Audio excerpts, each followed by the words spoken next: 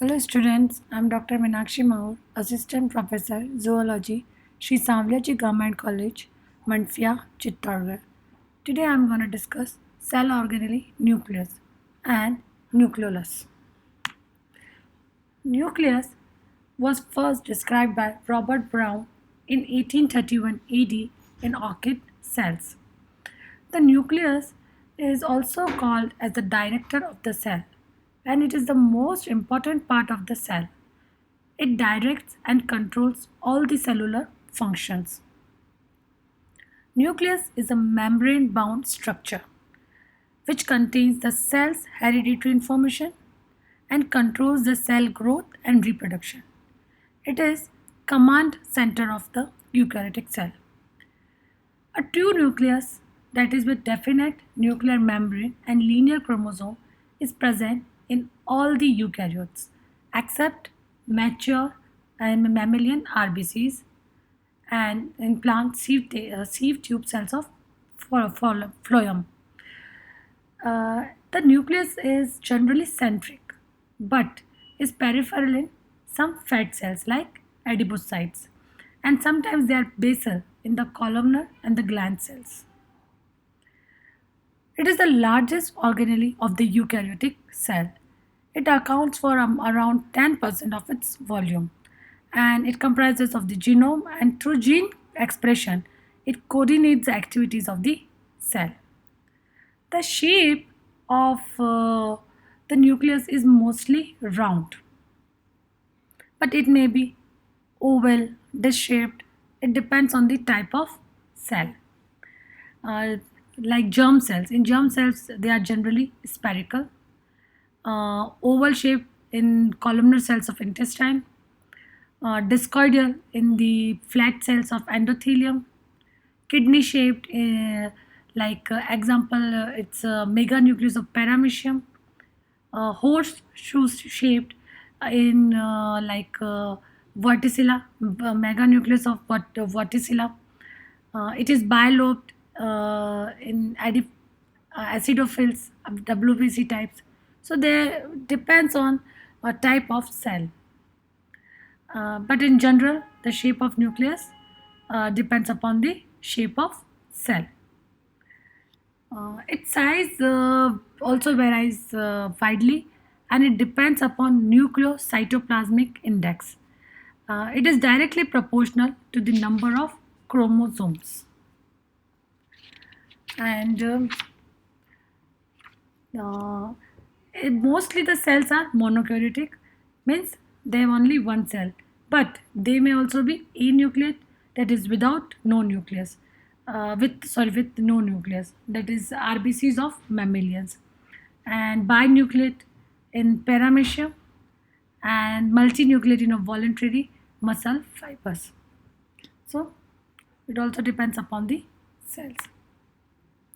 Now, the structure of nucleus.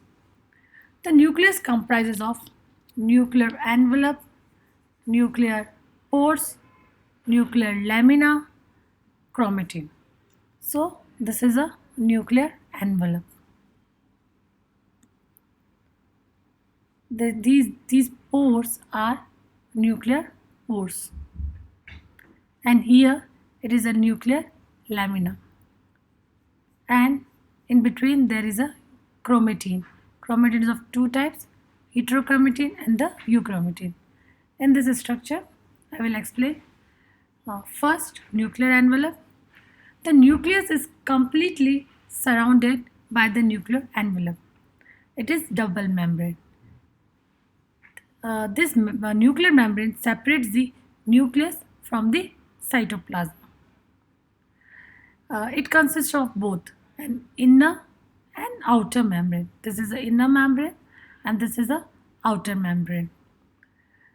Nuclear envelope consists of phospholipids, which forms a lipid bilayer.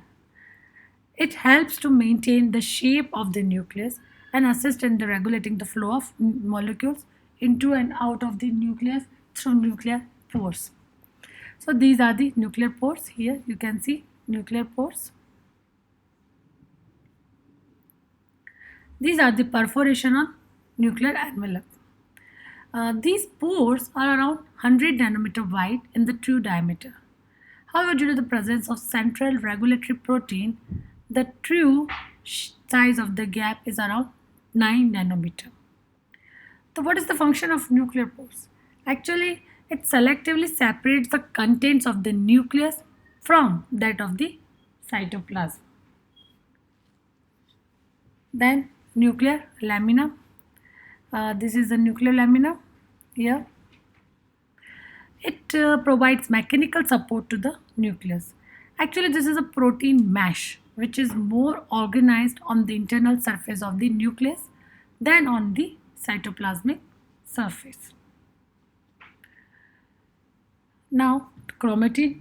Chromatin describes DNA, which is a complex with protein. The primary protein components of chromatin are histones, which are highly basic protein that associate readily with DNA. Histones combined with DNA form nucleosomes, which are subunits of chromatin.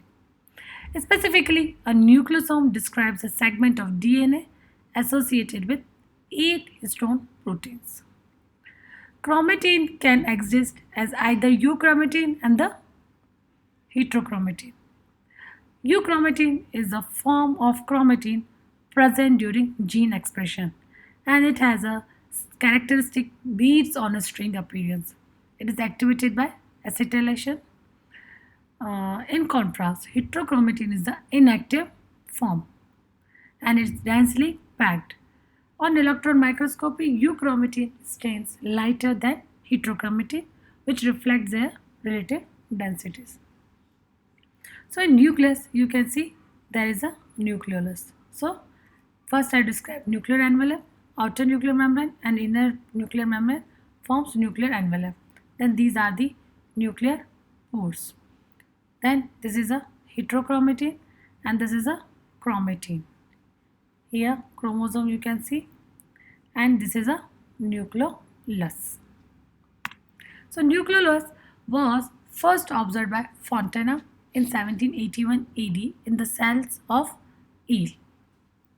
It is one of the main component of the nucleus. Here you can see nucleolus.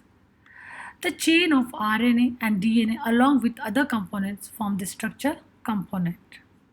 The main component of the nucleolus are nucleic acid, deoxyribonucleic acid and proteins. Now, what are the functions of nucleus? First is cell compartmentalization.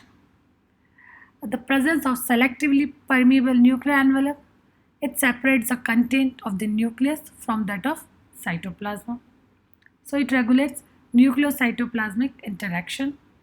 It allows the passage of inorganic ions and small organic molecules. Then gene expression. Gene expression first requires transcription. Transcription is the process by which DNA is transcribed into the mRNA. Because the nucleus is the site of transcription, proteins within the nucleus play a key role in regulating the process. Now, processing of pre-mRNA. So, newly synthesized mRNA molecules are known as pre-mRNA. So, before they exit the nucleus, they undergo a process which is known as post-transcriptional modification, where molecules are added or removed from the surface. Then another function of nucleus is it controls the hereditary characteristics of an organism. In the nucleus there is a nucleolus which produces ribosomes which are known as protein factories.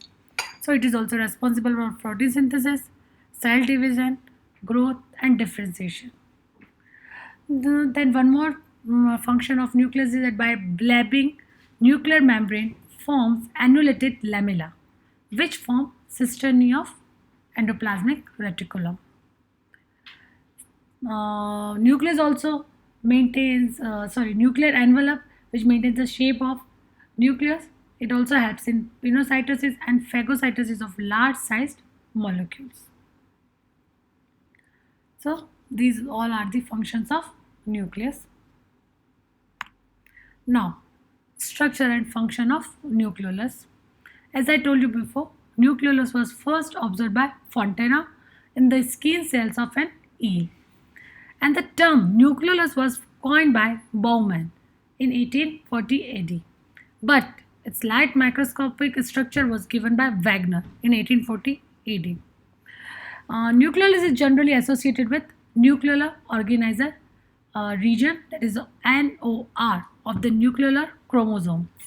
And nucleolus is absent in muscle fiber, RBC, yeast, sperm, and prokaryotes. Generally, a diploid cell has two nuclei, but there may be five nuclei in the somatic cells of man. These are larger in size and they move in number in the cells that are actively involved in protein synthesis. Nucleolus is a darkly stained granular nagged organelle with no limiting membrane. It has mainly four parts. First is a fibrillar center, then granular components, then dense fibrillar components, and nuclear vacuoles. So this is a, you can see here, this is a fibrillar protein. Here, this is a granular portion. This is the intranuclear chromatin. These are RNA fibrils. So fibrillar centers, it's a place where the ribosomal proteins are formed. Then granular components here. Before ribosomes are formed, these components have a rRNA that binds to the ribosomal protein. Then dense fibrillar components, it is a new transcribed RNA which connects to the ribosomal protein. Then nuclear animal vacuoles, it is present only in a plant cell, it is absent in animal cells. Now functions of nucleolus. The nucleolus is considered as the brain of the nucleus and it covers nearly 25% volume of the nucleus. It takes part in the production of subunits that unites to form ribosome. It is the seat of biogenesis of rRNA and also stores rRNA. Nucleolus plays important role in spindle formation during cell division, and nucleolus receives the ribosomal protein from the cytoplasm, combines the rRNA and ribosomal protein to form ribosomal subunits. So this is about structure and function of nucleolus. Now what is difference between nucleus and nucleolus? So nucleolus is the suborganelle in the nucleus, but nucleus is a large spherical organelle found in eukaryotic cells. Nucleolus composed of dense fibrillar component, fibrillar center, granular component, and nuclear vacuole. But nucleus is composed of nuclear envelope, nuclear pores, nuclear lamina, nucleoplasm, chromosomes, nucleolus, and other subnuclear bodies. Nucleolus has no limiting membrane, but nucleus is enclosed by nuclear envelope. Nucleolus doesn't consist of chromosomes, but nucleus comprises of chromosomes. Nucleolus is rich in RNA, but nucleus is rich in DNA. Ribosome biogenesis, nuclear detention, and assembling of signal recognition particles are the functions of the nucleolus. But nucleus controls the gene expression and DNA replication. So these are the differences between nucleus and nucleolus. So today, first I discussed what is nucleus, who described first nucleus, and then the structure of nucleus, which comprises of four main parts: nuclear envelope, nuclear pores, nuclear lamina, and chromatin. Then I described nucleolus, which was first observed by Fontana. Then functions of nucleus: cell compartmentalization, gene expression, processing of pre-mRNA, controlling the hereditary characteristics of organism. These are all the functions of nucleus. Then I described structure and function of nucleus. in which the main parts of nucleus are fibrillary centers, granular components, dense fibrillary components. Then I described functions of nucleus, uh, which is the main function of nucleus is synthesis of protein and the production of ribosomes in the eukaryotic cells. Then I explained some differences between nucleus and the nucleuses. So these all about the nucleus and nucleolus. Thank you.